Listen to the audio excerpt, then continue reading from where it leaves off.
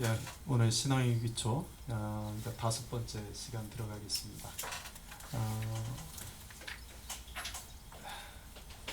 오늘의 다섯 번째 강의 제목은 구원입니다. 구원.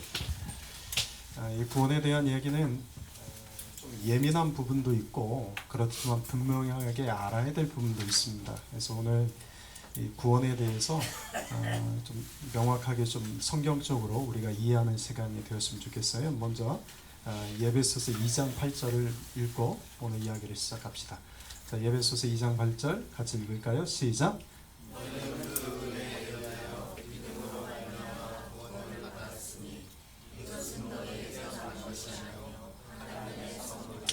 자, 이 본문에서 예배소서 2장 8절에서 두 가지 질문을 할 테니까 여러분 한번 답해 보세요. 구원은 무엇을 통해서 받습니까? 구원은 무엇을 통해서 받는다? 믿음. 이건 우리가 흔들리지 않죠? 자, 그러면 여기서 하나님의 은혜의 선물은 무엇이죠?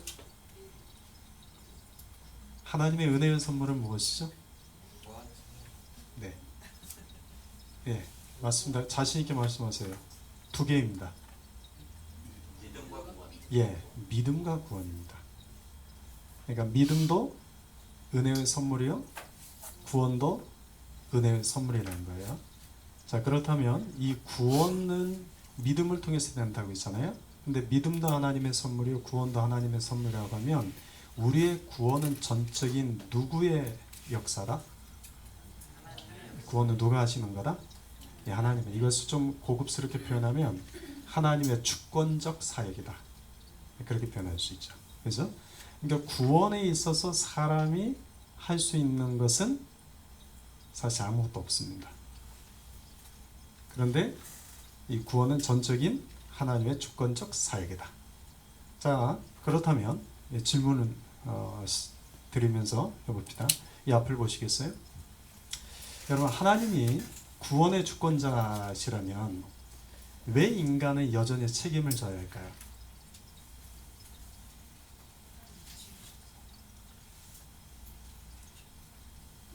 이 질문 혹시 이해가 되세요? 하나님이 구원의 주권자라고 하면 왜 인간은 책임을 져야 될까요? 믿고 안 믿고의 책임은 누가 의겠습니까? 뭐가 진짜 안 맞죠? 분명히 믿음도 하나님의 선물이요, 구원도 하나님의 선물이요, 구원은 전적인 하나님 주권이라고 한다면 왜 인간은 믿고 안 믿고의 책임을 져야 할까요? 강제성을 두지 않았기 때문에 하나님이 인간이 선택을 해야 됩니다. 자, 두 번째도 한번 질문할까요? 여러분 크리스찬이시죠? 크리스찬 맞죠? 내가 크리스찬이라는 것을 그럼 어떻게 알 수 있을까요?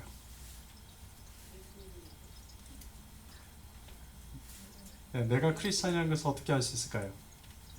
예수님을 믿느냐. 혹시 이런 두 번째 질문 이런 생각 해본 적 있어요? 내가 크리스찬이라는 것을 어떻게 알 수 있을까? 내 안에 성령의 계시 있습니다. 네.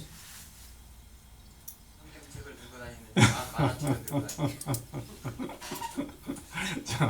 자, 오늘 이제 이 질문에 대한 답을 한번 찾아가 보는 거예요.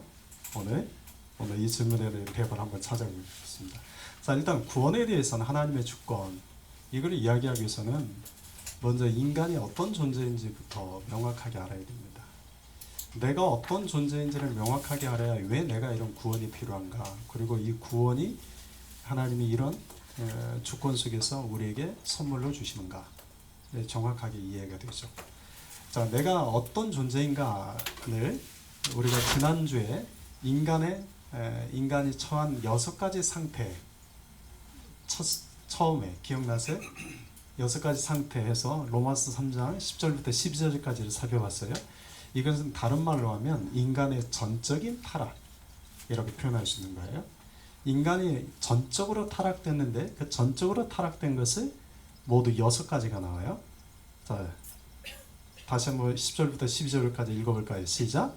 기록된 바 의인은 없나니 하나도 없으며 깨닫는 자도 없고 하나님을 찾는 자도 없고 다 치우쳐 함께 무익하게 되고 선을 행하는 자는 없나니 하나도 없도다. 그래서 이걸 하나씩 우리가 했죠. 첫 번째, 인간은 주인이 없다. 의인이 없다. 의인이 없다. 그러니까 다시 말하면 인간은 모두 다 뒤집어 말하면 죄인이다. 하나님과의 관계가 다 깨졌다. 두 번째, 인간은 어떻다? 깨닫는 자가 없다. 이건 무엇을 깨닫지 못한다고 했죠? 무엇에 대해서? 하나님에 대해서, 주님의 말씀에 대해서, 영적인 것에 대해서는 인간은 깨달을 수가 없습니다. 세 번째, 인간은 또 어떻다? 하나님을 찾는 자가 없다. 인간은 스스로 하나님을 찾을 수가 없습니다. 네 번째, 인간은 어떻다? 한쪽으로 치우쳐 있다. 인간은 결코 공정하지도 않고 객관적이지도 않고 합리적이지 않다. 자기중심적이다. 한쪽으로 치우쳐 있다. 자, 다섯 번째, 인간은 어떻다? 무익하게 됐다. 무익하다는 것은 뭐라고 했죠? 무익하다는 것은 쓸모가 없다. 쓸모가 없는 것은 어디에 있을 때? 공동묘지에 죽어 있을 때, 들어가 있을 때. 죽은 사람한테는 쓸모가 없죠. 그래서 인간은 영적으로 죽어 있다. 마지막 여섯 번째, 인간은 어떻다? 인간은 선을 행하는 자가 없다. 인간은 순수한 선을 행하는 자가 없다. 자, 이 모든 여섯 가지의 결론을 이렇게 냈어요. 로마서 3장 23절에 모든 사람이 죄를 범하였다. 죄를 범하여서 하나님의 영광이 이르지 못한다. 그러니까 이 죄 때문에 인간은 모두 다 타락한 죄인. 인간의 전적인 타락한 죄의 본성을 가지고 있다. 그러니까 우리는 모두 다 이 타락한 죄의 본성을 가지고 있어서 인간은 이 여섯 가지 이런 상태를 보일 수밖에 없다는 얘기죠. 자, 이런 인간의 타락한 본성, 구원받지 못한 사람들의 특징인데 크게 세 가지를 살펴볼 수 있어요. 구원받지 못한 사람들의 타락한 본성, 첫 번째는 누구로부터 소외되어 있다? 누구로부터 소외되어 있다? 우리는 하나님으로부터 소외되어 있다. 우리가 아니죠. 구원받지 못한 자들은 타락한 본성을 가지고 있어서 그 타락한 본성이 하나님으로부터 소외되어 있다. 하나님으로부터 그 마음이 멀리 떠나 있다. 두 번째, 구원받지 못한 사람들의 타락한 본성 두 번째는 영적으로 죽어 있다. 죄와 허물로 죽어 있다. 세 번째, 인간은 어떻다? 스스로 구원하는 데 있어서 무력하다. 무슨 말입니까? 스스로 구하는 데 있어서 무력하다. 무슨 뜻일까요?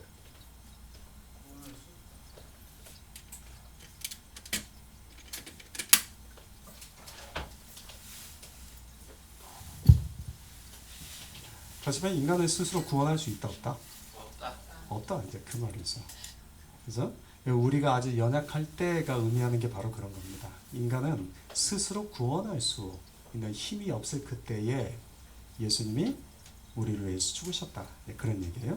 그러니까 인간의 타락한 본성은 세 가지 특징인데 하나님으로부터 소외되고 영적으로 죽어 있고 세 번째는 스스로 구원하는 데 있어서 무력하다. 그러니 인간이 스스로 하나님을 찾을 수 있어요? 없어요? 없죠?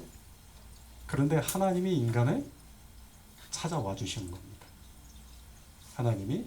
그러니까 구원은 지금 이 이야기를 하는 이유는 여러 가지 복잡한 이야기를 하는 것 같지만 심플하게 이야기하면 이 인간의 모든 구원의 역사는 누가 하시는 거다? 하나님. 오늘 강조점이 이겁니다. 이 모든 구원의 역사는 오직 하나님이 하시는 거다. 그러나 인간은 그 구원의 역사에서 인간이 할 분량은 있을까요? 없을까요? 인간이 할 분량이 있을까요? 없을까요? 구원에 있어서 인간이 할 분량이 있을까요? 없을까요?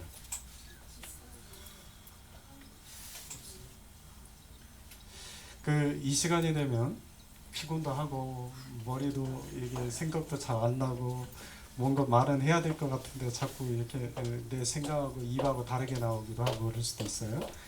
우리 조금만 이렇게 정신 차리고 우리 해봅시다. 여러분 인간 구원은 전적인 하나님이 하신 일인데 사람이 그 구원에 대해서 할 수 있는 분량이 있어요, 없어요? 차지하는 분량.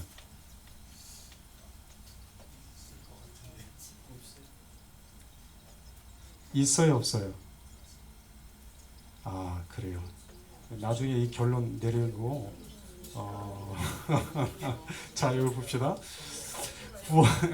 자, 자, 이제 여기 보세요. 싸우지 말고요. 지금 싸우지 않았대요. 아, 저도 이제 죄송합니다만 나이가 제일 어린 편에 속한데 살다 보니까 말은 하다 보니까 꼭 싸우는 것처럼 되더라고요. 싸우는 게 아닌데. 그래서 우리 싸우지는 맙시다. 자, 구원에 있어서 하나님의 주권. 이 구원은 전체 하나님 주권인데 세 가지를 기억해 보세요. 하나님이 먼저 이 구원에 대해서 뭘 하셨다? 앞에를 보시면 돼요. 계획하셨다.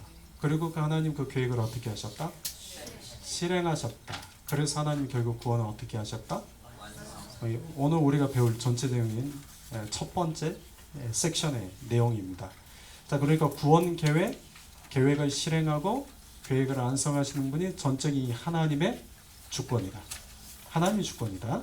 자, 이걸 좀 구체적으로 하나씩 살펴봅시다. 로마서 8장 28절부터 29절부터 30절은 여러분 이건 구원의 과정을 너무나도 명확하게 잘 정리해 놓은 겁니다. 로마서 8장 29절 30절. 자, 29절부터 30절까지를 한번 읽어봅시다. 천천히 시작. 하나님이 미리 아신 자들을 또한 그 아들의 형상을 본받게 하기 위하여 미리 정하셨으니 이는 그로 많은 형제 중에서 맏아들이 되게 하려 하십니다. 또 미리 정하신 그들을 또한 부르시고 부르신 그들을 또한 의롭다 하시고 의롭다 하신 그들을 또한 영화롭게 하셨느니라. 이렇게 쭉 보면 이게 무슨 말인지 잘 모르겠지만 자, 교재에 있는 내용을 가지고 한번 봅시다. 이게 하나님이 사람을 구원하시는 과정입니다. 자, 첫 번째 29절 여러분들 답을 한번 달아보시면 어떤 자들을 또한 어떻게 하셨습니까? 예, 미리 아신 자들을 또한 어떻게 하셨다고요?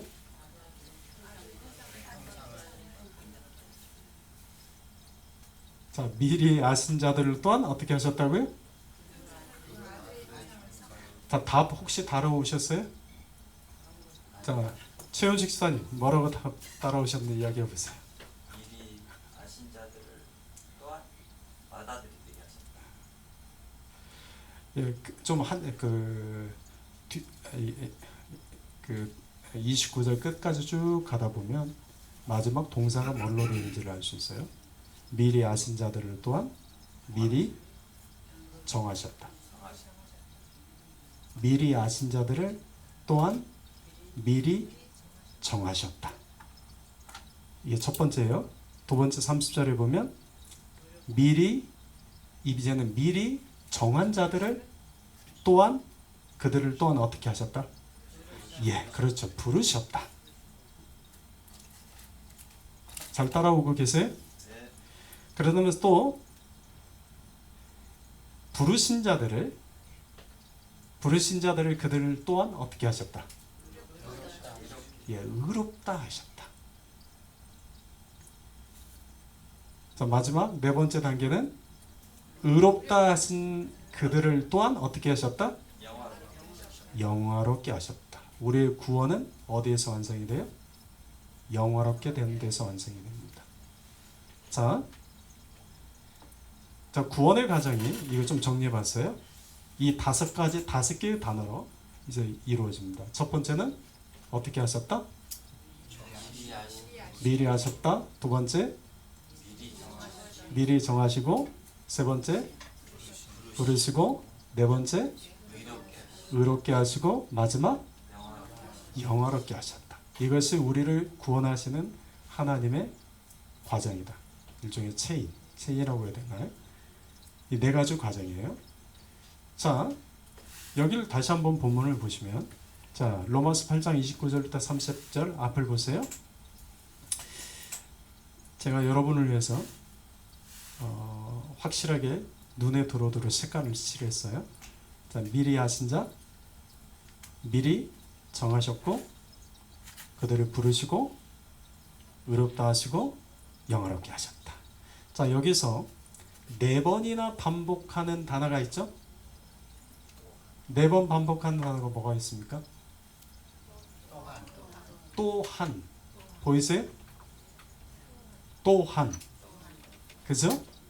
여기서 이 또한의 의미가 뭘까요? 또한. 그리고도 더. 뭔가 계속 애드하는 느낌이죠. 그죠? 애드하는 느낌이잖아요. 제가 최윤숙 사님한테 1,000원을 주고 또한 만원. 빵을 주었다.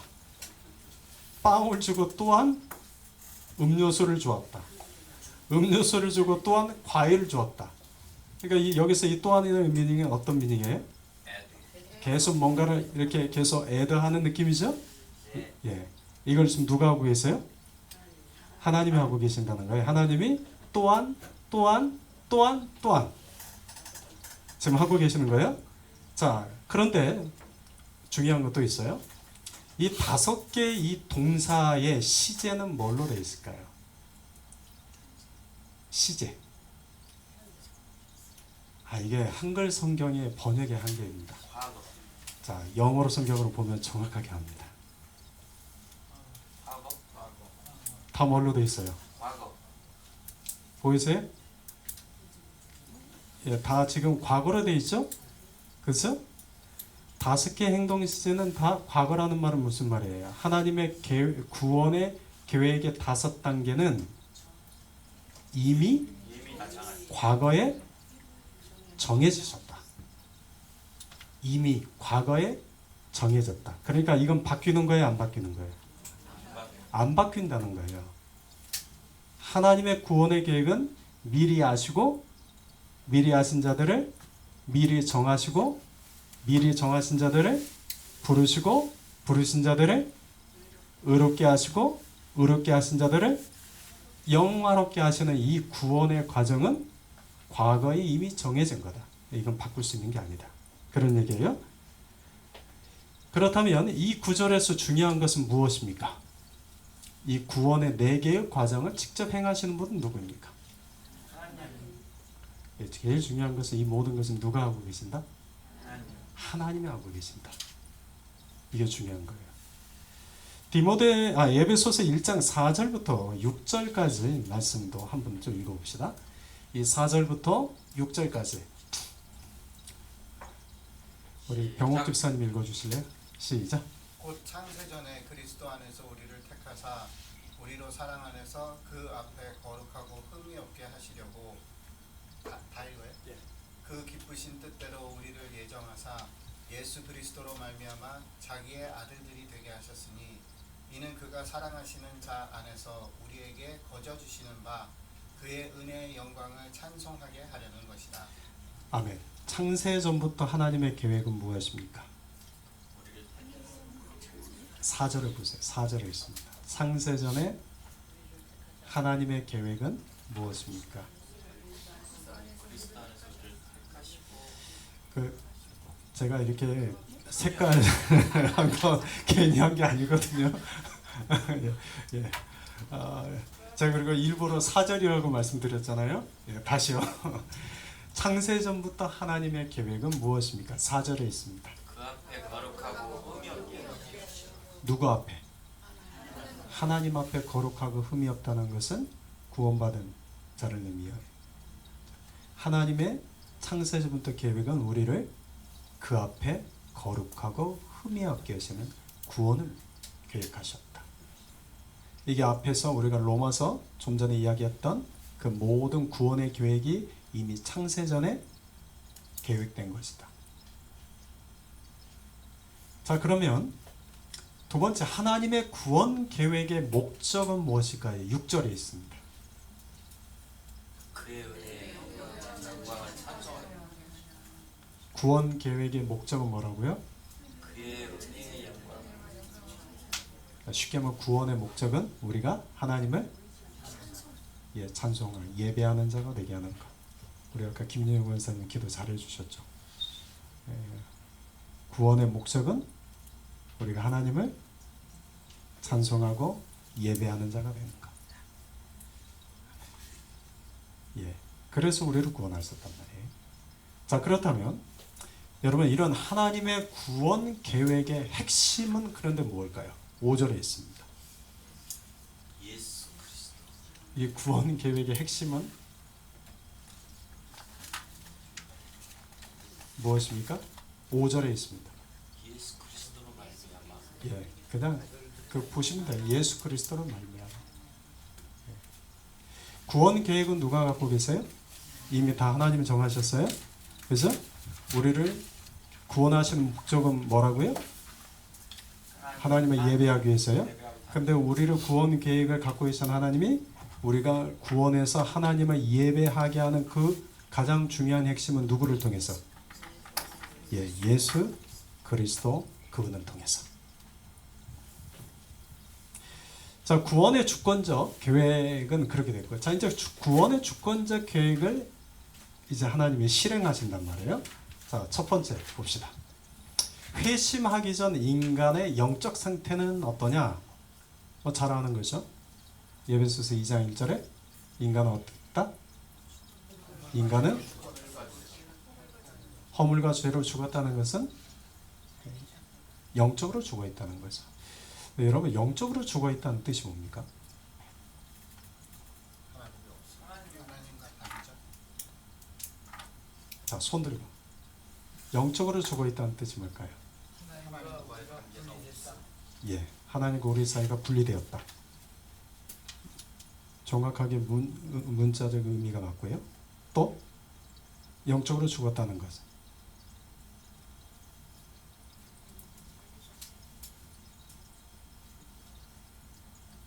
영적으로 죽었다는 것은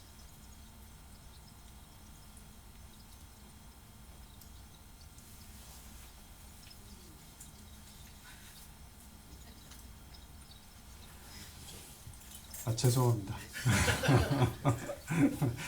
제가 지금 정답을 요청하는 것보다 여러분 생각을 한번 묻고 싶어서 하는 거예요. 영적으로 죽었다는 게 어떤 의미일까요? 하나님을 알지 못하고 세상에 타락된 존재로 살아간다. 영적으로 죽어 있다. 영원한 멸망, 결론적으로 멸망될 수밖에 없는 존재. 영적으로 죽어 있다는 말은 무슨 말일까요? 하나님 내 안에 와 계신다. 또 문자적인 그 의미로는 우리 권은 집사님이 정확하게 이야기해 주셨어요. 하나님과 우리 사이가 분리가 되었다. 그래서 이걸 우리 삶의 용어로 좀 더 쉽게 이야기하면 영적으로 죽었다고 하는 것은 예배할 수 있다 없다. 찬양할 수 있다 없다. 억지로 예배하는 자리는 끌려갈 수 있다 없다. 있어요. 찬양하는 자리에 억지로 끌려갈 수 있다 없다. 자, 그런데 예배할 수 있다 없다. 찬송할 수 있다 없다. 지금 제가 말씀드린 건 마음의 문제예요. 행위의 문제가 아니라, 그죠? 영적으로 죽었다는 것은 내 마음에 하나님이 안 계시니까 하나님 예배하지 못하는 거죠. 하나님을 찬양하고 싶은 마음이 없는 거죠. 그렇게 좀 이해를 하고 가봅시다. 하나님은 죄에 대해서 어떤 일을 하십니까? 하나님은 죄에 대해서 어떤 일을 하십니까? 요한복음 16장 8절에 죄에 대하여 어떻게 하신다?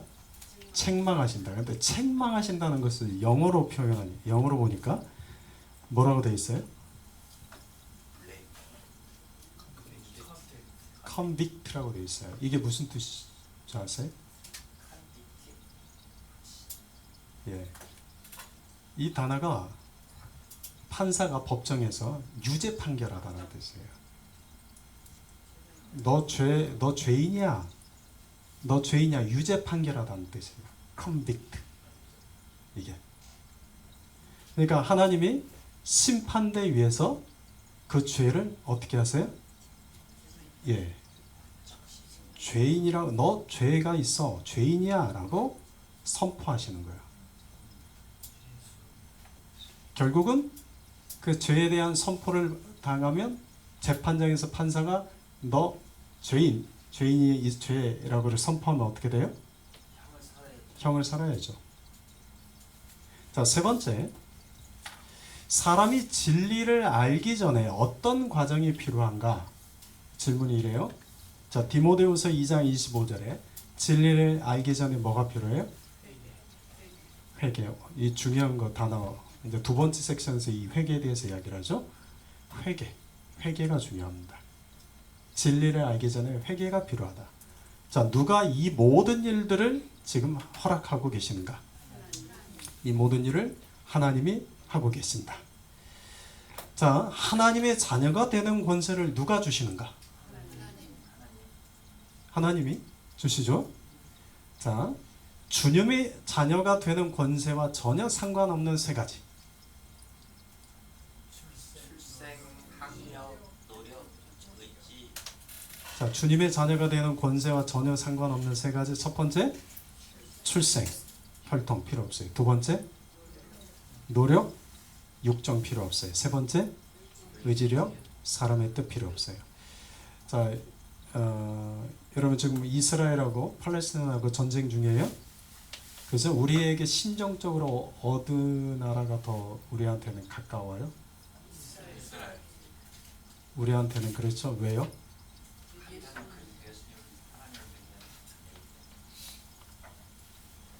예수님이 이스라엘 사람으로 오셨고 이스라엘 땅에 태어나셨기 때문에 좀 우리가 심정적으로 그렇죠?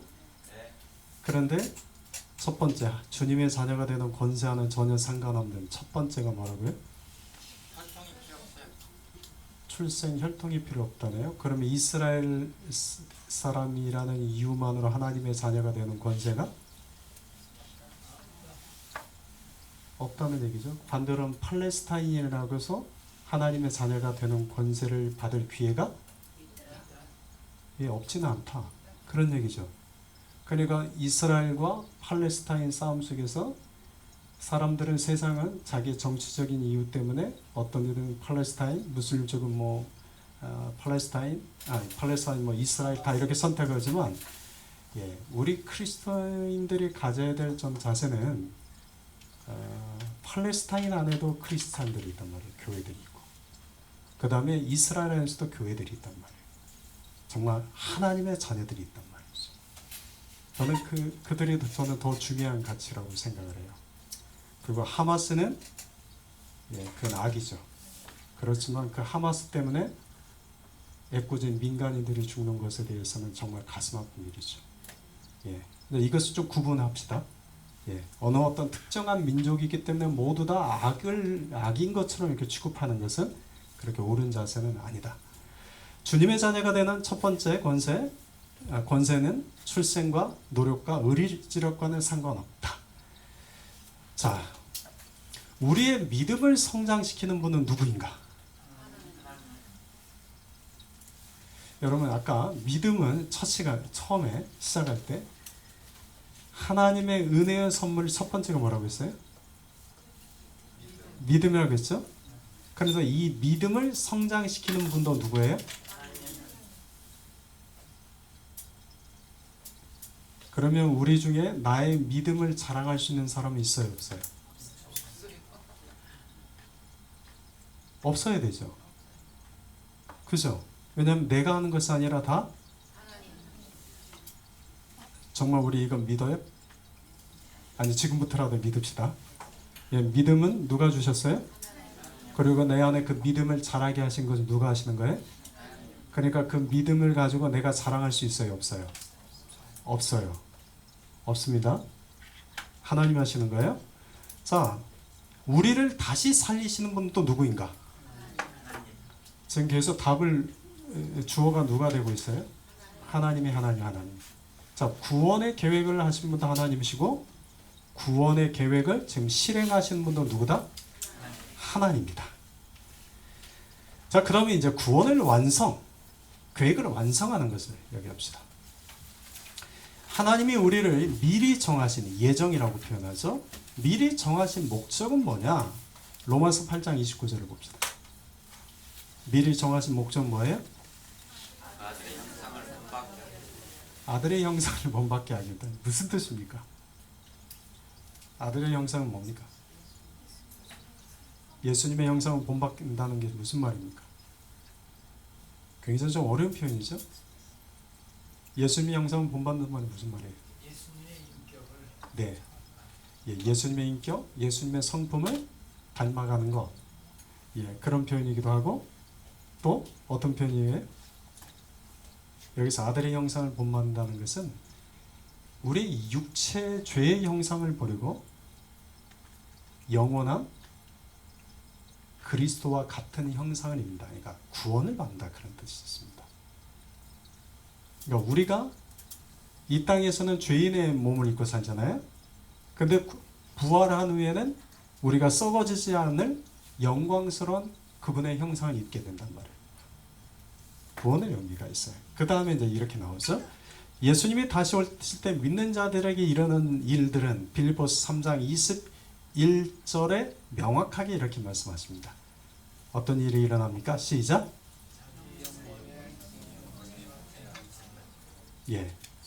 그리스도의 영광의 몸의 형체와 같이 변하게 됩니다. 이때 이 몸의 형체는 그리스도의 형체는 죄가 있어요, 없어요?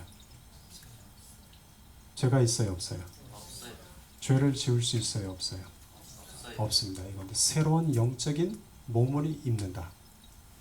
그런 말이죠. 예수님이 믿는 자들을 위해서 이렇게 또 기도하셨어요. 요한복음 17장 24절을 보면 자, 무엇을 위해 기도하셨습니까? 시작.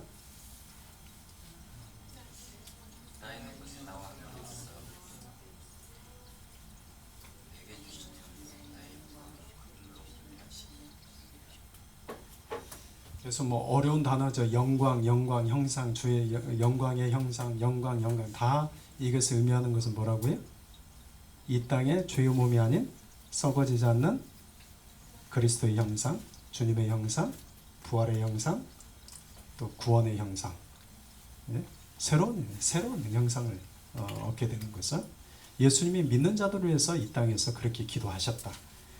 자, 그리고 예수님께서 이 모든 일들을 결국은 완성하시죠. 그래서 예수님을 통해서 이 모든 것을 완성하셨죠. 자, 구원을 계획하신 분이 하나님이시고 구원을 계획하신 그 계획을 실행하시는 분이 하나님이시고 그 구원의 계획을 완성하신 분이 누굽니까? 예수님, 하나님, 삼위 하나님이시죠, 결국. 그죠? 자, 지금 이 모든 구원에 있어서 계획하시고 실행하시고 완성하신 분은 오직 누구다? 하나님이다. 자, 그런데 지금까지 이야기한 것 중에 사람이 이 구원의 계획, 실행, 완성의 단계에서 끼어들 자리가 있었습니까? 없었습니까? 없었어요. 있었습니까? 없었습니까? 없었어요. 구원에 대해서만큼은 인간이 끼어들 자리가 전혀 없습니다. 이건 전적인 하나님의 주권입니다. 그래서 우리가 이런 말을 해요. 인간은 구원에 있어서 조그만 공로도 없다. 인간은. 자, 그런데 구원에 있어서 인간의 책임이 있습니다. 구원의 책임이 있어요. 아마 여러분들이 아까 제가 질문했을 때 구원에 있어서 사람이 좀 감당해야 될 뭔가 있지 않나요? 라고 했던 것은 이것 때문에 그럴 거예요. 자, 구원에 있어서 인간의 역할은 아무것도 없습니다. 이 모든 구원 계획과 실행과 완성은 오직 하나님의 주권입니다. 그런데 사람에게 주어진 책임이 하나 있습니다. 그 이유는 먼저 하나님이 공개적으로 부르시는데 여러분 아까 하나님의 구원의 과정 중에서 첫 번째가 뭐였죠? 첫 번째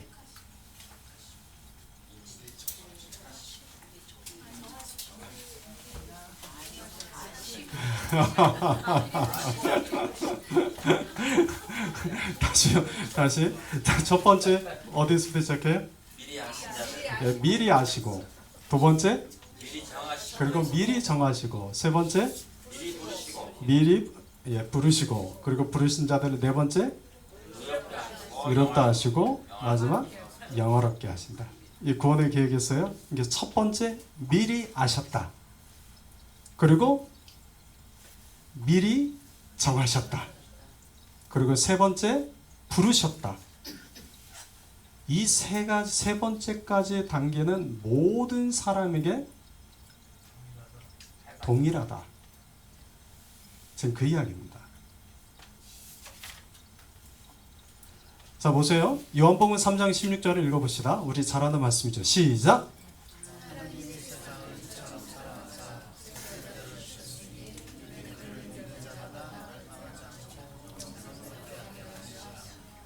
하나님이 누구를 이처럼 사랑하셨어요?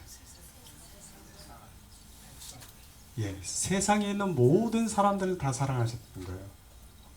그러니까 하나님의 사랑은 차별적 사랑이 아니에요. 모두를 다 사랑하셨어요. 그래서 그들 중에서 기회를 주셨어요. 이는 그를 믿는 자마다. 자, 그러니 미리 아셨어요, 하나님이.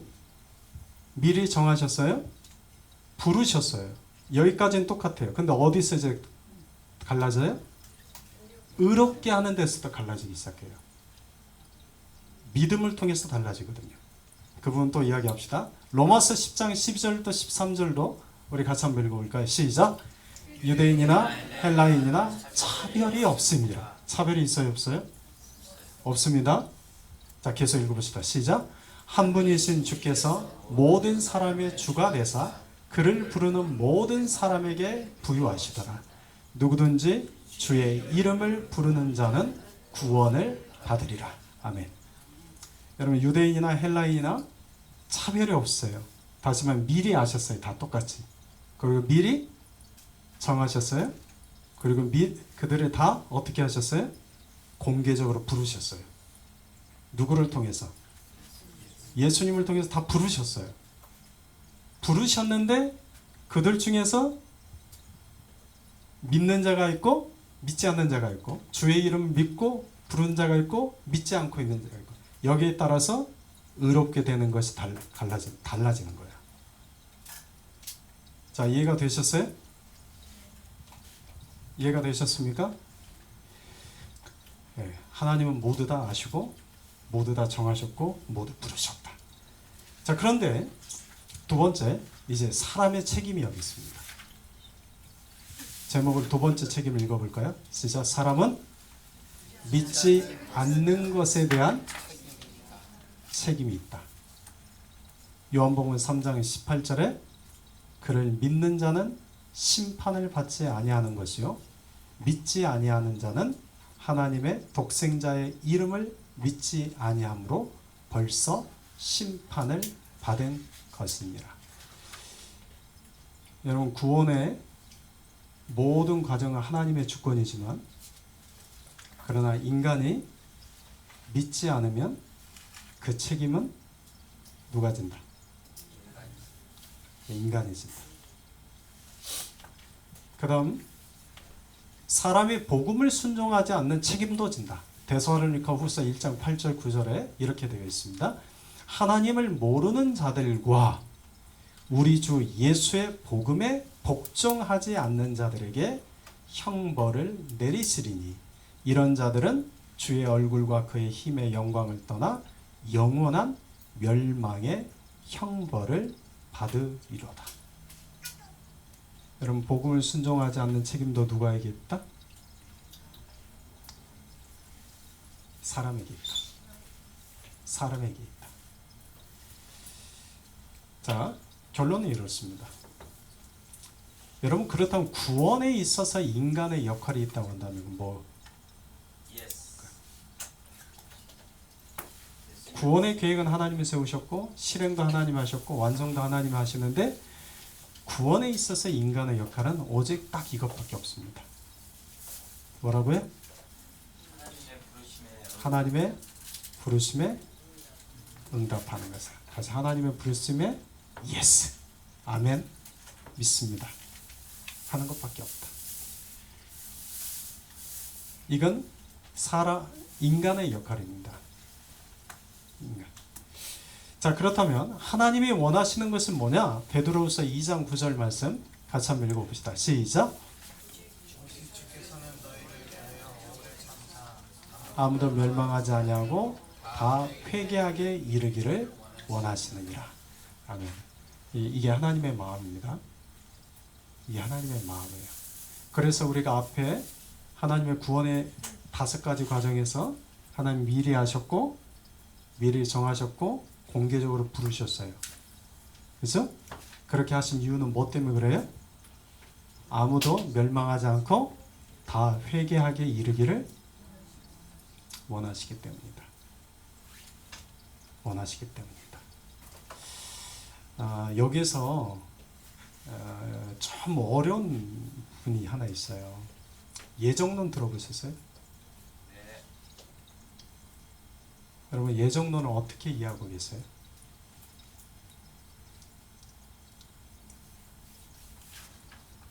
하나님의 뜻에서 보면 인간과 하나님의 사이를 그러니까 인간으로 이해를 하면 예정론이 반론이 될 수 있는데 하나님 완전하시니까 하나님 편에서 보면 아까 배운 것처럼 하나님이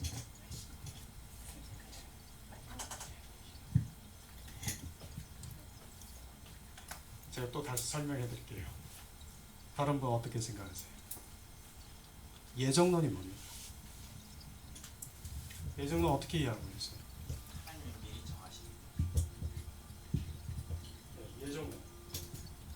누가 믿을지 안 믿을지를 미리 알고 그 사람을 정했다는 걸로 알고 있었는데 그게 아니고 인류 전체를 예정하셨다.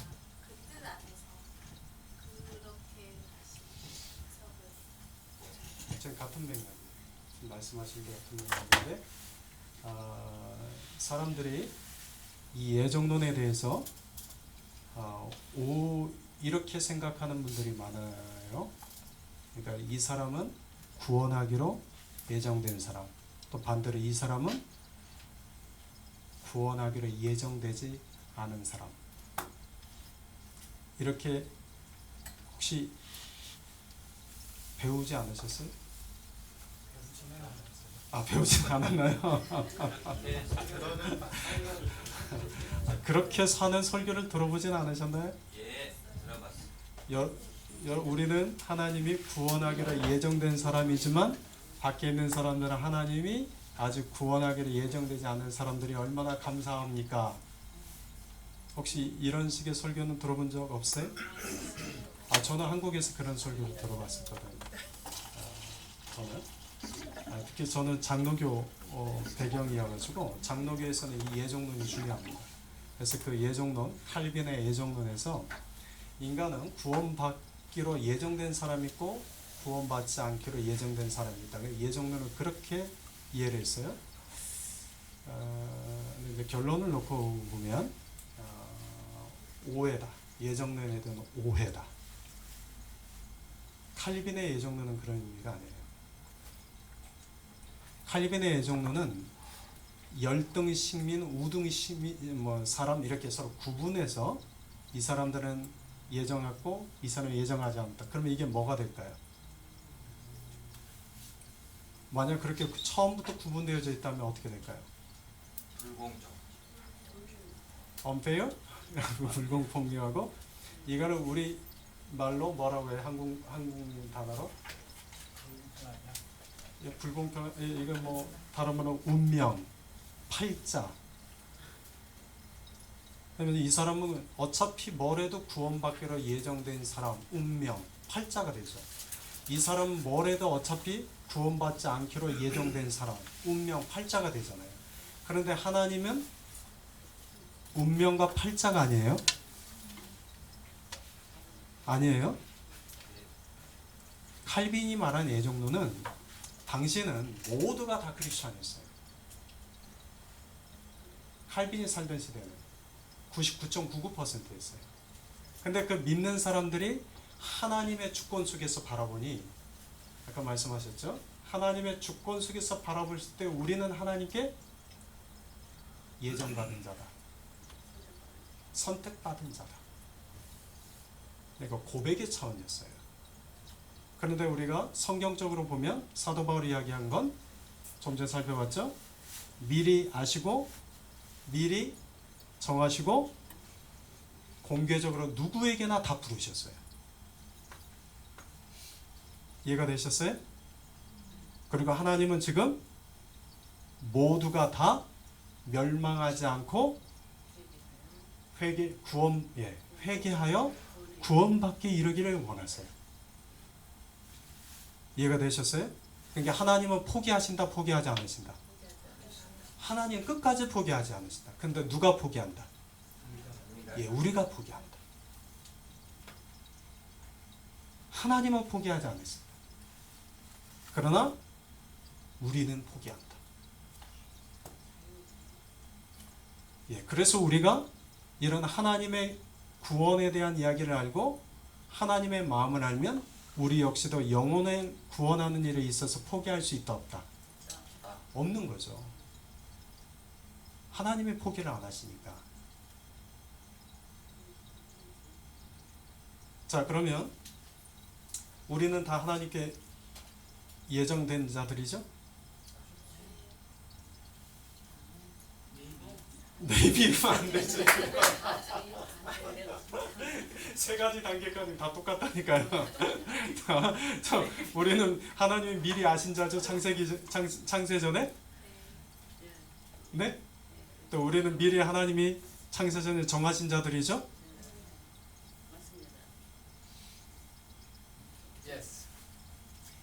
예스 하셨어요. 최 집사님 지금 침묵할 때가 아니라니까 지금. 미안해, 베이비가 뭔지 좀 찾아보고 있어요. 자, 여러분, 우리는 미리 창세전에 아셨고 미리 정하셨고 우리를 부르셨어요. 여기까지는 다 똑같아요. 오케이? 여기는 다 똑같습니다. 그런데 하나님이 우리가 저 단어를 한번 주목합시다. 못하기에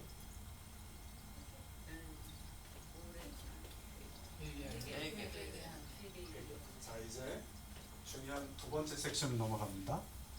회개라는 단어로 넘어갑시다. 이건 회심이라고 하는데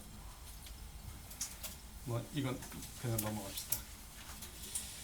자, 회개. 자, 사람이 죄를 깨닫도록 하나님이 주신 것은 무엇입니까? 로마서 3장 24. 하나님이 죄를 깨닫도록 주신 것이 뭐예요? 율법이에요. 이건 저도 여러 번 많이 반복했던 것을 따로 설명하지 않을게요. 율법은 우리로 하여금 죄를 깨닫게 하는 거예요. 자, 예수님은 십자가에 못 박은 것이 잘못임을 깨달은 자들의 그들의 마음은 어땠는가? 마음이 어쩌다? 마음에 찔렸다. 마음에 찔렸다. 죄를 깨닫고 마음에 찔렸다. 지금 회개에 대한 이야기를 지금 이 단어들을 설명하고 있는 겁니다.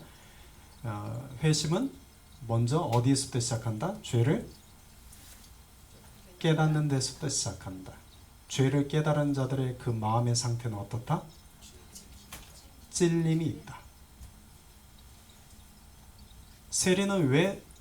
그래서 세리는 왜 성전에서 울부짖었는가? 왜 성전에서 울부짖었어요? 자신이 죄인이라는 것이 깨달아져서 마음에 찔려서. 자, 다시요. 소제목을 한번 보시겠습니까? 죄를 자각한다는 표현을 했어요. 두 번째는 죄를 자각함의 특징은 죄를 깨닫고 마음에 찔리는 거예요. 그 죄를 자각한 자들이 죄를 회개합니다. 하나님 앞에서. 고린도후서 7장 9절부터 10절까지 말씀을 보면 여기 앞을 보시면 여러분 하나님의 뜻대로 하는 근심은 무엇을 이룹니까? 하나님의 뜻대로 하는 근심은 무엇을 이룹니까?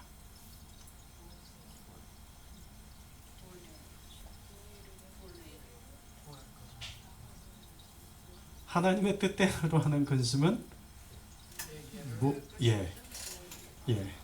이 한국말에 막 꼬아요, 막 단어가.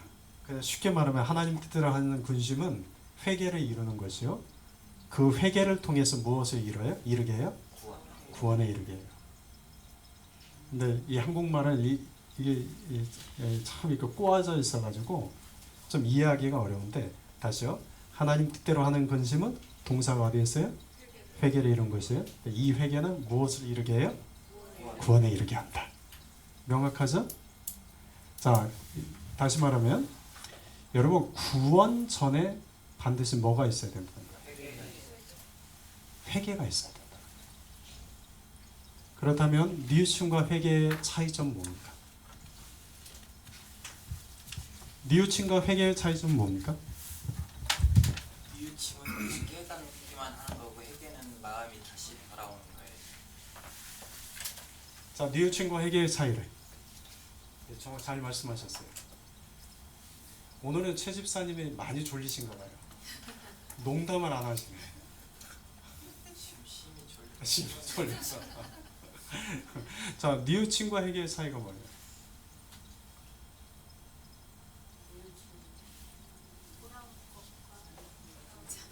돌아오는 것과 돌아오지 않는 것. 네. 나는 진리까지 깨닫고 진리까지 네. 뉘우침은 그냥 개인 것을 깨닫는 거, 돌아가는 거. 네. 뉘우침은 깨닫고 틀리는 것까지. 네. 회개는 돌아오는 거, 회심. 하나님 개짱은 오픈. 다시겠죠. 고칠게. 개정하다. 예, 그 회는 회자는 돌아올 회자고 개는 고칠 게. 예요. 뉘우침은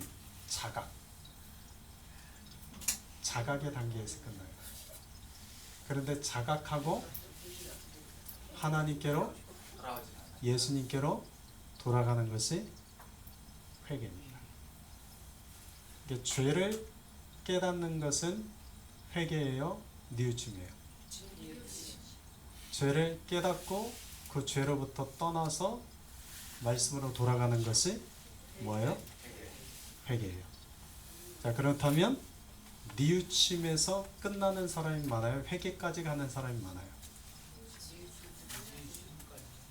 예, 뉘우침까지 가면 뉘우침에서 끝나는 게 많아요. 그러니까 우리가 자꾸 회개의 삶, 구원에 있어서 회개가 중요하다고 말하는 것은 회개는 뉘우침에서 끝나는 것이 아니라 뉘우침에서 회개까지 나아가요. 구원 전에. 그런데 대부분 어디서 끝나요? 뉘우침에서 끝나요. 이건 그동안 한국 교회가 많은 실수를 했던 부분 중에 하나예요. 여러분들 그 선교 가본 적 있어요? 선교.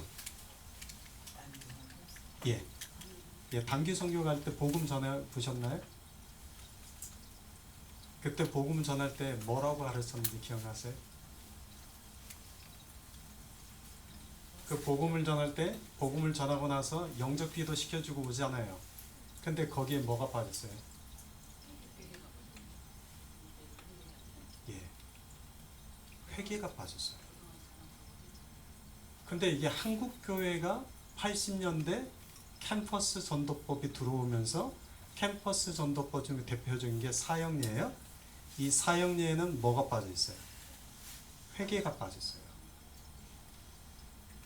그러니 영접 기도하고 교회를 왔는데 교회 안에 회개한 자들이 없어요. 있긴 있지만 교회를 다니기는 하지만 진정 회개한 자들이 없어요. 그러니까 교회를 다니면서 오래 다니면 직분도 갖게 되고 교회를 다니면 이제 많은 것들을 알게 되죠. 근데 그의 삶은 변화가 있어요, 없어요? 없어요. 뭐가 빠졌기 때문에? 회개가 빠졌어요. 회개가. 근데 성경은 구원 전에 어떤 상태를 먼저? 회개의 상태.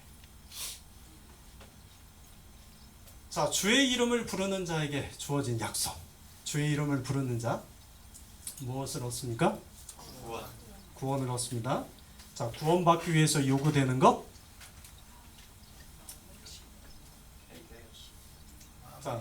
자, 지금 회개를 지났습니다. 회개를 지났어요. 자, 우리의 삶이 회개를 거치지 않으면 이 말씀이 이해가 되지 않습니다.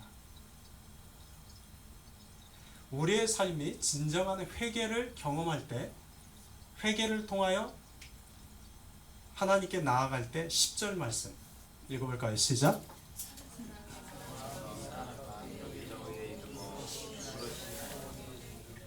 예, 입으로 시인하기만 하면 돼요, 안 돼요? 예.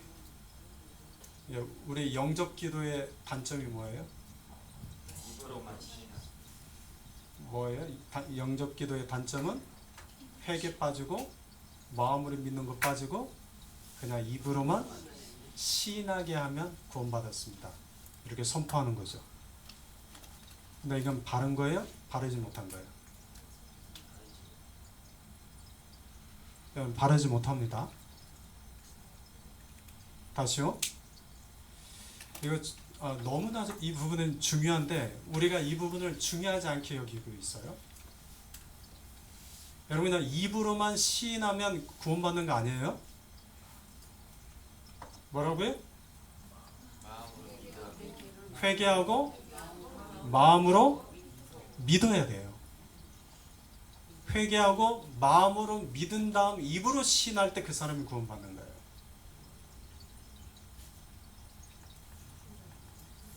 이해가 되셨어요? 예. 이해가 되셨어요?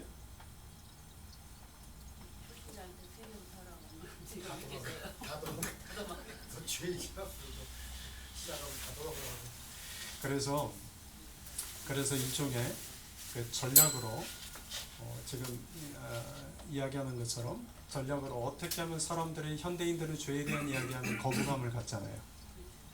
그러다 보니까 그러면 어떻게라도 교회 안에 들어오게 할까 해서 뺐어요. 회개도 뺐고 마음을 믿는 것도 뺐어요. 그리고 너 입으로만 시인하면 돼. 와, 또 구원 받아서 하고 사람들이 다 그냥 당신 구원 받았다고 다 말해줬어요. 그러니까 사람들이 교회를 다니면서 자기는 다 뭘 받았다 생각을 해요? 구원 받았다고 착각하고 살아요.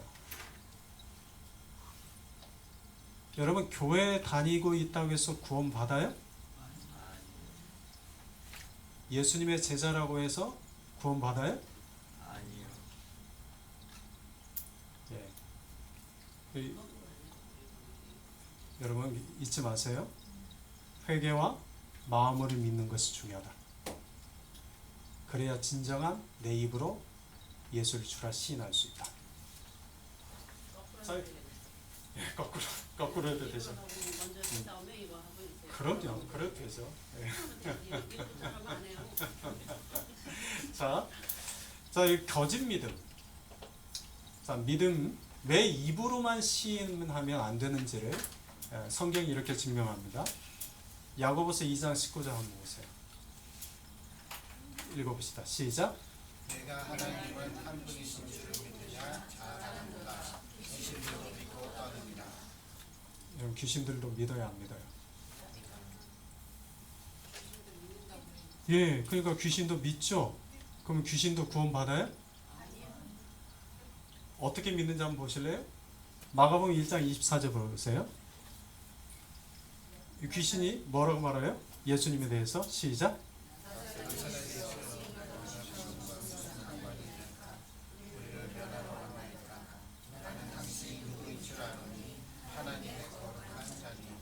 하나님의 거룩한 자입니다. 제자들 베드로보다 더 빨리 신앙 고백을 했어요. 당신은 하나님의 거룩한 분이십니다. 마가복음 5장 7절에서도 이 거라사에 있는 귀신들이 그 무덤가에서 나왔던 그 귀신들이 또 이렇게 예수님께 말해요. 읽어볼까요? 시작. 큰 소리로 부르시되 이르되 지극히 높으신 하나님의 아들 예수여 나와 당신이 무슨 상관이 있나이까. 원하건대 하나님 앞에 맹세하고 나를 괴롭히지 마옵소서. 여러분, 지극히 높으신 하나님의 아들 예수여, 이건 구약에서 하나님 메시아를 일컫는 말이 지극히 높으신 하나님의 아들이라는 표현입니다. 이게 다니엘서에서 나오는 거예요. 다니엘서가 인자라는 표현이 처음 나오거든요. 그 인자를 가리켜서 지극히 높으신 하나님의 아들이라고 해요. 근데 지금 누가 고백을 하고 있어요? 자, 이 귀신 구원 받았다. 구원 받았다, 안 받았다? 못 받았다. 구원 받을 수 있다, 없다? 없잖아요. 그죠? 근데 사람은 이걸 다 떠나서 사람이 누군가가 와서 지극히 높으신 하나님 아들 예수여, 오! 입으로 시인했어. 당신 구원 받았어. 맞아요, 틀려요? 그러니까 입으로 시인한다고 구원받는 게 아니에요. 누가 뭐라고 하면 야, 귀신도 예수님 입으로 시인하던데. 참 믿음은 야고보서 2장 26절에 이렇게 말씀합니다. 읽어봅시다. 시작.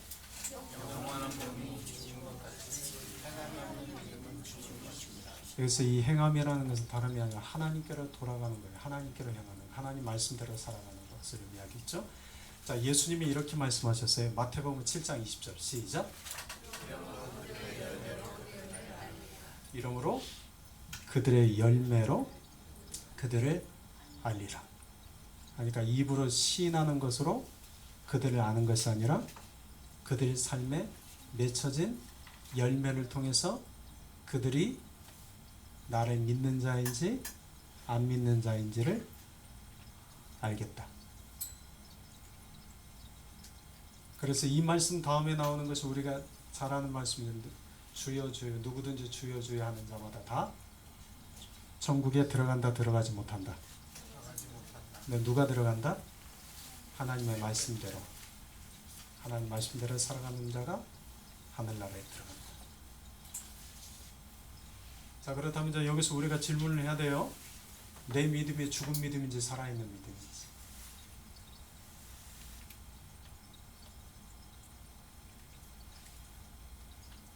죽은 믿음인지 살아있는 믿음인지를 저 스스로 질문해야죠. 내 믿음이 그들의 열매로 그들을 안다고 하는데 나는 어떤 열매를 맺고 있는지. 자, 로마서 8장 1절 2절을 이제 봅시다. 여기 봅시다. 제가 주일마다 선포하는 내용이죠. 자, 믿는 자들에 대한 죄의 판결은 무엇입니까? 믿는 자들에 대한 죄의 판결은 정죄함이 없나요? 예, 믿는 자, 예수 그리스도 예수 안에 있는 자라는 말은, 이 말은 예수는 믿는 자들, 그런 말이에요. 이 믿는 자들에겐 결코 뭐가 없다? 정죄함이 없다. 믿는 자들은 어디에서 해방되었는가? 죄와 사망의 법에서 해방되었다. 아멘이죠? 믿는 자들이 죄로부터 해방되었다는 것을, 그 해방되어 어떻게 되는가? 로마서 6장 18절에는 의에게 종이 되었다 라고 말을 하고, 그 결과로 얻게 되는 것이 6장 22절에서는 그 마지막은 뭐라? 영생이라. 영생이라.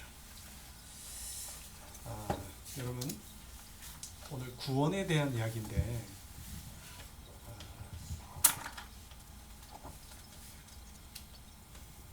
정말 좀 조심스러운 표현인데,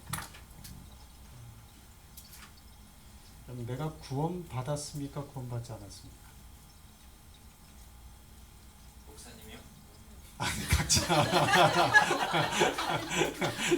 자기.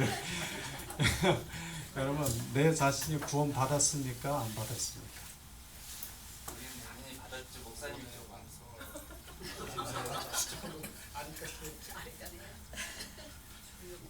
우리는 받았죠. 자, 지금까지 좋으셨으면 이제 정신 번쩍 깨고 이제 마지막으로 합시다. 그러면 나는 구원 받았습니까? 안 받았습니까? 알았습니다. 받았습니다.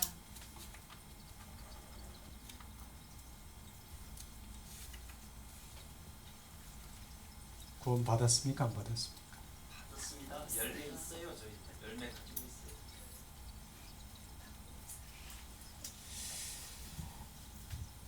떨리면서도 받았습니다. 나옵니다. 자, 이제 우리가 이제 여기서 구원의 확신이라는 말이 나와요. 구원의 확신. 근데 이 구원의 확신은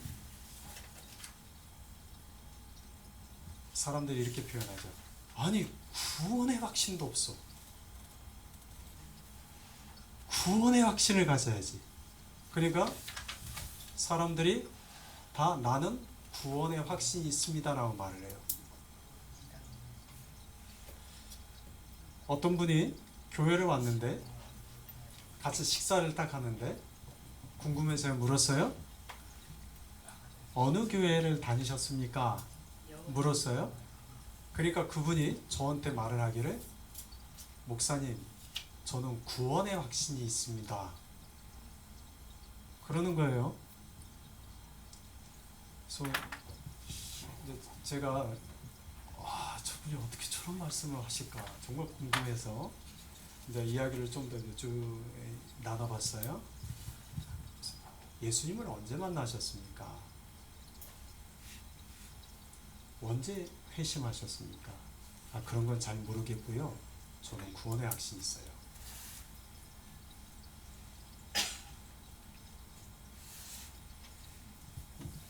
저거 좀 더 이야기를 나눴으면 좋았을 텐데 더 깊게 들어가면 안 돼서 첫날 그러고 끝났는데 그 다음 이제 안 나오셨어요, 교회를. 여러분 내가 구원받은 자 맞아요? 아니 여호와의 증인이 예. 우리가 그때 그 강사한다고 들어왔을 때 하는 얘기가 당신이 구원받았으니까 딱 물어보더라고. 여호와의 증인. 여호와 증인이 맞아요. 그래서 뭐라고 대답하셨어요? 당연히 구원받았다고. 그러셨어요. 네. 마지막은 영생이기 때문에 네. 사도 바울도 말이고 구원을 이루라 네. 끝까지 기리라 그랬으니까 그게 마지막에 받는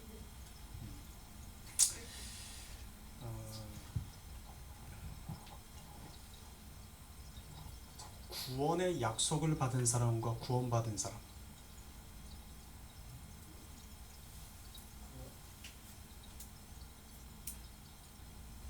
구원의 약속을 받은 사람과 구원받은 사람.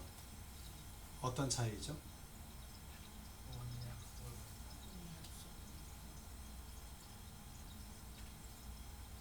누구한테 구원의 약속을 받는? 하나님, 예수님한테. 우리는 지금 구원을 향해 가잖아요. 그죠? 우리는 지금 구원을 향해 가잖아요. 아직 우리의 몸은 썩을 몸이잖아요. 마지막 구원의 완성, 우리가 영화롭게 되는 거잖아요. 글로리파이 되는 건데, 예수님의 썩어지지 않은 옷을 입을 때, 영원한 옷을 입을 때 비로소 우리가 완전한 영생이잖아요. 근데 지금은 아직은 미완성이잖아요. 근데 우리는 저스티파이 됐습니까? 여기까지는 했어요. 우리가 잘 들으세요. 네, 이거 꼭 이거 짚고 넘어가셔야 돼요. 이거 정말 중요한 얘기예요. 이거 어려운 얘기인데 너무나 중요한 얘기인데 우리가 그냥 대충 나는 권사님 너무 마음에 들어. 아니 어떻게 이렇게 콕콕콕 집어주시는지 너무 마음에 들어. 중요한 건데 그냥 대충 넘어간단 말이에요. 중요한 거를 너무나 중요한데 여러분 우리가 예수님 믿죠? 아멘. 믿어요 안 믿어요? 자 그러면 우리는 예수를 믿었기 때문에 우리는 이미 의롭게 되었어요. 여기까지 맞죠? 네. 의롭게 되었어요. 의롭게 된 자들에게 하나님이 주시는 약속은 뭐예요? 그 다음 영화로. 영화롭게 글로리파이 되는 거. 이게 마지막 영생이잖아요. 우리가 예수님 믿었어요. 믿어서 의롭게 되었어요. 근데 우리가 이제 이 땅에서 의로운 자답게 살아가는 거죠. 회개한 자답게 살아가는 거죠. 하나님의 자녀답게 살아가는 거죠. 우리에게 무슨 약속이 주어져 있어요? 구원의 영생을 주시기로 했잖아요. 그 마지막은 영생이라. 그러니까 우리는 모두 다 구원의 약속을 받은 자들이죠. 그런데 만약에 우리 중에 누군가가 나 이제 이미 구원 받았어. 그러니까 이제 막 살아도 돼. 나 이제 구원의 확신 받았어. 그러니까 교회 안 가도 돼. 예배 그냥 안 들어도 돼. 그 사람은 구원 받은 자일까요? 아닐까요? 아니죠. 아니죠. 자, 우리는 자 여기서 잘 보세요. 믿음은 바라는 것들의 실상이요 보지 못하는 것들의 증거예요. 아멘. 그러면 우리의 가장 중요한 믿음은 뭐예요? 이미 우리는 예수님 믿었어요. 예수님 믿음 우리가 가장 중요한 믿음 뭐예요? 마지막에 하나님 나라에 들어가서 영생을 받는 거죠. 믿음은 바라는 것들의 실상이요. 아멘. 믿음은 보지 못하는 것들의 증거다. 아멘. 그러니까 우리가 이 믿음 갖고 사는 거예요. 그 믿음 안에서 나는 구원받습니다. 그 믿음 안에서 나는 구원받습니다. 이해가 되세요? 그 믿음 안에서 나는 구원받습니다. 그러니까 지금 여러분들의 마음속에 가장 중요한 건 뭐예요? 믿음이에요. 뭐라고요? 믿음. 자, 그럼 다시 여러분을 믿게요. 이게 구원의 확신을 다른 표현을 하지 말고 나는 이미 예수를 믿어요. 믿죠?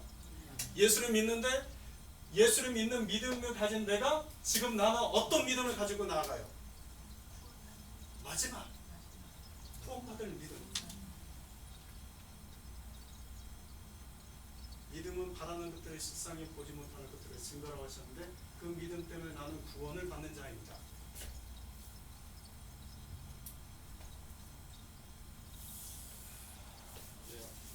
얼마나 이해가 되셨는지 모르겠는데 어쨌든 중요한 것은 여러분 회개 없고 내 마음으로 믿지 않고 그냥 입으로만 나는 예수님 믿습니다. 이건 진짜 믿음이다 아니다? 아니다. 가짜다. 자, 그렇다면 진짜 믿음은 내 삶의 변화가 일어날까요? 일어나지 않을까요? 조금씩 내 삶의 변화가 일어나는 게 맞아요. 그죠? 그죠? 이게 참 믿음이죠. 자, 마지막. 이건 빨리 하고 마칩시다. 자, 우리가 그러니까 구원에 대한 증거가 우리의 삶 가운데 세 가지로 이렇게 표현이 돼요. 자, 데살로니가전서 1장 3절부터 4절을 보면 세 가지 단어가 나옵니다. 구원의 증거. 시작. 첫 번째, 믿음의 역사. 두 번째, 사랑의 수고. 세 번째, 소망의 인내. 여기 이제 앞을 보세요. 진정한 믿음은 어떻게 드러나는가? 두 가지를 통해서 드러나요. 진정한 믿음은. 자, 제가 지금 우리에게 필요한 것은 믿음이라고 했죠? 믿음, 예수님 믿는 아직 예수님 믿지 않는 믿음이 없는 분은 예수님 믿어야 돼요. 근데 우리가 지금 예수님 믿는 믿음이 있으면 우리가 이제는 이 믿음을 가지고 영원한 나라 하나님 나라를 향해서 우리가 간단 말이에요. 근데 우리가 가지고 있는 믿음은 어떻게 드러나느냐? 첫 번째는 아까 이야기한 것처럼 무엇을 통해서? 행함을 통해서, 내 삶의 변화된 것을 통해서 드러나고, 두 번째는 무엇을 통해서 드러날까요?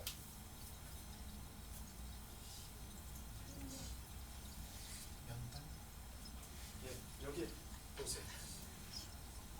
시험과 연단 속에서 내 믿음이 드러나요. 내 믿음이 진짜인지 가짜인지.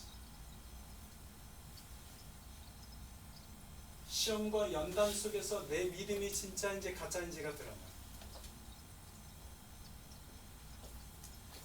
평상시보다 시험과 연단 속에서 내 믿음이 진짜인지 가짜인지가 드러난다. 그런데 하나님이 믿는 자들을 위해서 예배하신 것은 쭉 그냥 넘어갑시다. 자, 두 번째, 사랑의 수고를 한번 봅시다. 사랑의 수고. 히브리서 6장 10절. 히브리서 6장 10절 읽어보실까요? 하나님은 불의하지 아니하사 너희 행위와 그의 이름을 위하여 나타낸 사랑으로 이미 성도를 섬긴 것과 이제도 섬기고 있는 것을 잊어버리지 아니하시니라. 자, 하나님이 잊어버리지 않는 것. 첫 번째는 행위. 이 행위는 앞에 가로가 있어요. 사랑의 행위예요. 두 번째는 과거에 사랑으로 섬겼던 것.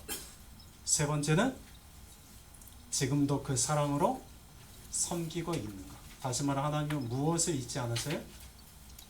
우리의 사랑을 잊지 않는다. 이게 우리가 믿는 사람의 모습이라는 거예요. 자, 로마서 5장 5절 믿는 자들의 사랑의 원천 쭉 보고, 자, 요한일서 4장 7절 8절을 보면 하나님께 속한 자들의 특징이 뭡니까? 사랑이다. 사랑. 이건 마지막 강조를 하죠. 자, 진실한 사랑은 행함과 진실함으로 드러난다. 자, 마지막 소망의 인내를 봅시다. 결국 어떤 사람이 구원을 받느냐? 마태복음 10장 22절 읽어보시겠습니까? 시작. 또 너희가 내 이름으로 말미암아 모든 사람에게 미움을 받을 것이다. 끝까지 견디는 자는 구원을 얻으리라. 자, 끝까지 견디는 자가 구원을 얻는다. 소망의 인내.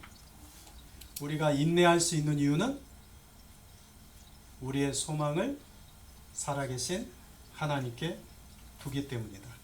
그리스도인이 가진 소망은 의의 소망이요, 구원의 소망이요, 또 영생의 소망이다. 자, 세 가지를 지금 구원의 증거로 이야기를 했어요. 첫 번째는 믿음의 역사, 두 번째는 사랑의 수고, 세 번째는 소망의 인내요. 이것을 좀 더 간략하게 이야기하면 골로새서 1장 4절 5절에 읽어봅시다. 시작. 이는 그리스도 예수 안에 너희의 무엇과 믿음과 모든 성도에 대한 사랑을 들었으며 또 너희를 위하여 하늘에 쌓아둔 소망으로 말미암으니 곧 너희가 전에 복음 진리의 말씀을 들은 것이라. 아멘. 복음 진리의 말씀을 들은 자, 복음 진리의 말씀을 믿는 자, 결국은 믿음, 사랑, 소망. 고린도전서 13장 13절 마지막입니다. 이제 마칩시다. 읽읍시다. 시작. 그런즉 믿음, 소망, 사랑 이 세 가지는 항상 있는 것인데 이 중에 제일은 사랑이다. 우리에게 항상 있어야 될 것보다 사랑, 우리에게 항상 있어야 될 세 가지는 믿음, 소망, 사랑. 자, 이제 여기서 마지막 질문을 끝낼게요. 여러분, 믿는 것과 사랑하는 것은 같은 걸까요? 다른 걸까요?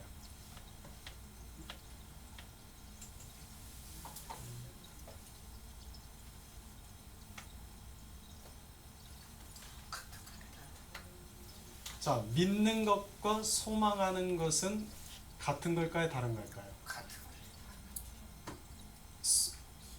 사랑하는 것은 믿는 것, 소망하는 것, 이 세 가지는 항상 같이 있다고 했어요. 그죠? 자, 그러면 내가 믿는다는 것은 곧 사랑한다는 것이요. 또 내가 믿는다는 것은 곧 소망을 가지고 산다는 것이. 이 세 가지는 항상 있을진데. 그런데 믿음은 있는데 사랑이 없어요. 믿음은 있는데 소망이 없어요. 그러면 다 없는 거죠. 다 없는 거죠. 그러니까 우리가 믿음을 지금까지 강조했지만 내가 믿음이 있는 자로서 내 삶에 있을 또 다른 두 가지는 뭐라고요? 사랑과 소망이다. 이 세 가지는 항상 있을진데. 그러니까 사랑 없고 소망 없고 믿음만 있다고 하면 부실한 헛것이다. 아니다. 남자 도롱입니다. 도루묵이다. 자, 결론입니다. 자, 첫 번째 구원 사역은 하나님의 절대 주권입니다. 두 번째는 회개 없는 구원은 없습니다. 구원에는 항상 세 가지가 있습니다. 믿음, 사랑, 소망이 있습니다. 자, 질문 있으신가요? 질문 있으신가요? 사랑이 있는 사람은 다 소망과 믿음이 있는 거예요. 어떤 사랑이냐도 다르겠죠? 글쎄요. 그게 뜻이 에러트다 보내면 안 돼요. 사랑은 없으면 다 없는 거예요. 그중에서 같이 쓰이면 되니까. 자, 믿음, 소망, 사랑 이 세 가지는 항상 같이 있어야 되는데 그 중에 제일은 뭐다? 사랑이라고 하죠. 네, 여기서 우리가 이 세상에서 사는 날 동안 우리는 함께 신앙생활을 하잖아요. 신앙의 생활을 하는 데 있어서 우리에게 중요한 것은 사랑이다. 사랑이다. 저는 사랑이 없어요. 우리도 없어요. 저도 없어요. 그건 지옥 가요. 그래.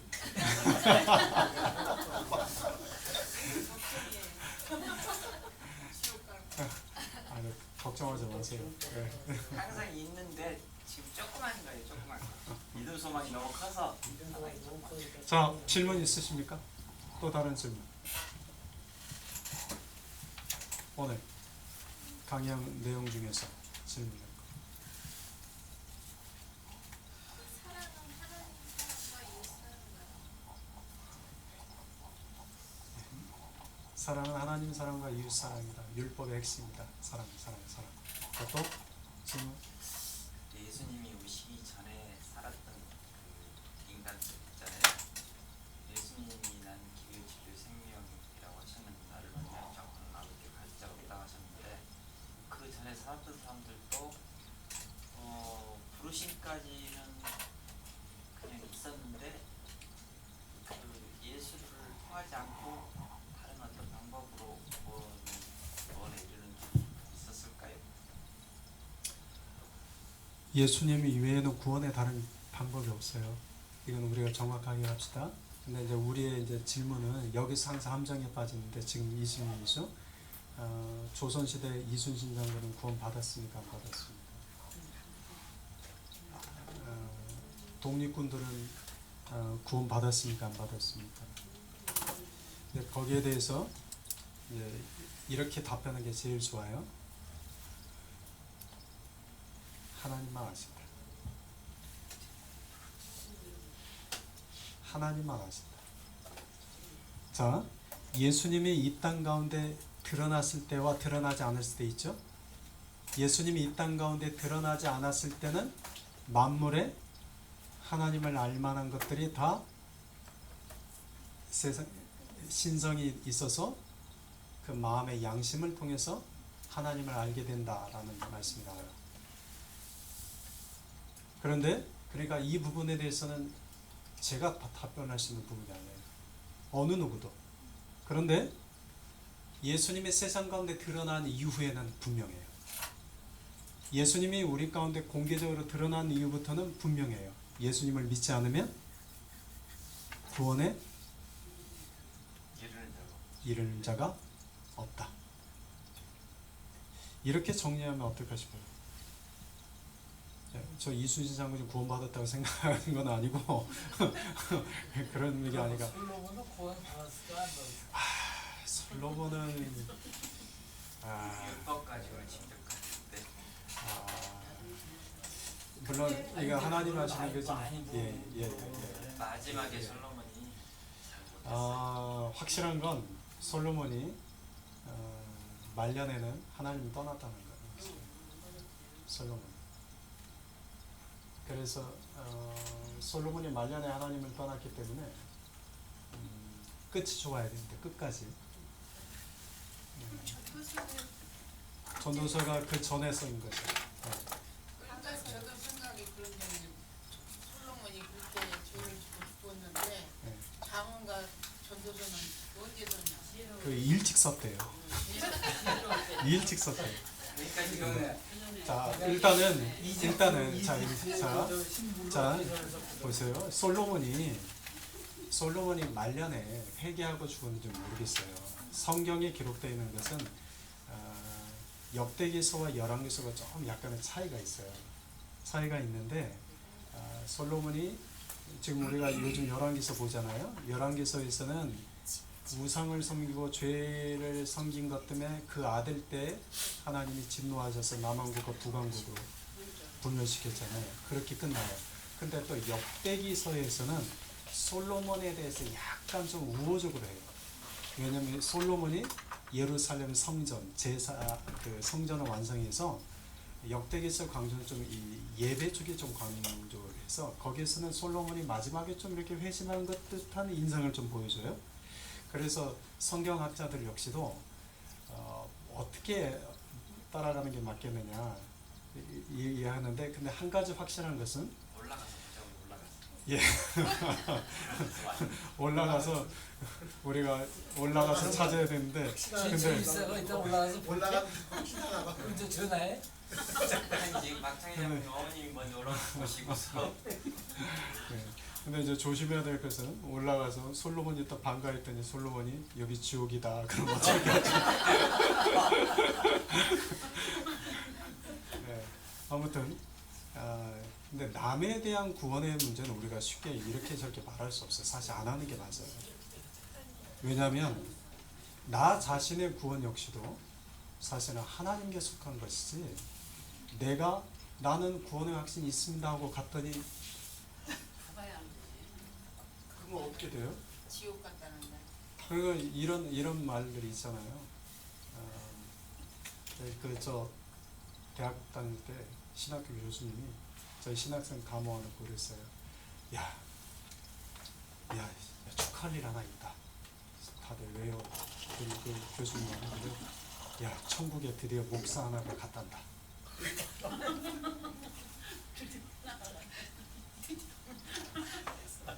드디어 갔다. 그러니까 그때는 학생 때라 무슨 말인지 이해를 못했죠. 굉장히 의미 있는 말씀이었어요, 그분이. 그러니까 니들 제대로 안 하면 니네 목사라고 해서 다 천국 안 가. 응? 니네 똑바로 해야 돼. 그 말 하기 위해서 오자마자 이분이 막, 야, 정말 기쁜 일이 있단다. 드디어 목사가 천국 하나 갔단다. 아직 그 장면이 아주 제가 생생한데요. 사실 구원이라는 부분은 내가 확신이 있다고 해서 가는 거 아닙니다. 그런데 중요한 건 우리에게는 뭐가 있어요? 믿음. 약속에 대한 그 믿음, 말씀에 대한 믿음을 가지고 우리는 내가 예수를 믿고 이제 우리는 영생을 향해서 소망도 있어요. 거길 향해 우리는 가는 거예요. 그러니까 그렇게 갑시다. 네. 그래서 마지막에 거기서 우리 만납시다. 네. 만납시다.